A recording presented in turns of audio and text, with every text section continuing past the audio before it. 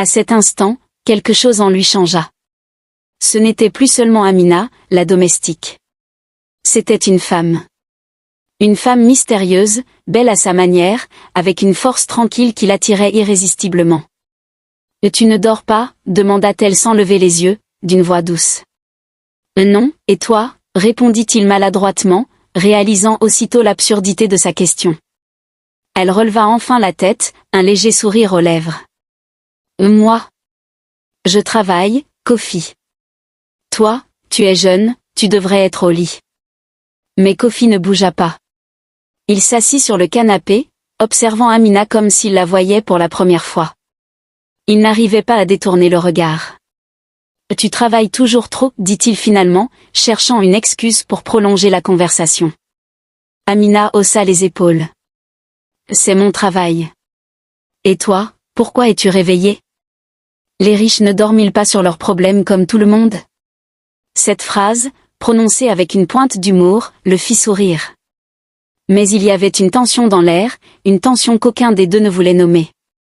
Kofi, se sentant étrangement audacieux, posa une main sur la sienne. Elle ne recula pas, mais son regard devint plus sérieux. « Kofi, tu ne devrais pas, » murmura-t-elle. Mais c'était trop tard. Une ligne invisible avait été franchie. Ce qui suivit était à la fois inévitable et irréversible. Attirés l'un par l'autre, comme deux étoiles sur le point de se heurter, Kofi et Amina passèrent la nuit ensemble. Au petit matin, alors que le soleil commençait à percer les rideaux épais du manoir, Kofi se réveilla, son esprit encore embrouillé par les événements de la nuit. Il regarda autour de lui, cherchant Amina, mais elle n'était plus là. Elle était partie comme un fantôme, ne laissant aucune trace. Mais la réalité le frappa rapidement. Qu'avait-il fait ? Était-ce de l'amour ? Une erreur ? Une impulsion qu'il ne pouvait expliquer ? Les émotions se mêlaient en lui, la passion, la honte, et une peur grandissante. Amina, de son côté, semblait étrangement calme. Elle continua sa routine matinale comme si de rien n'était.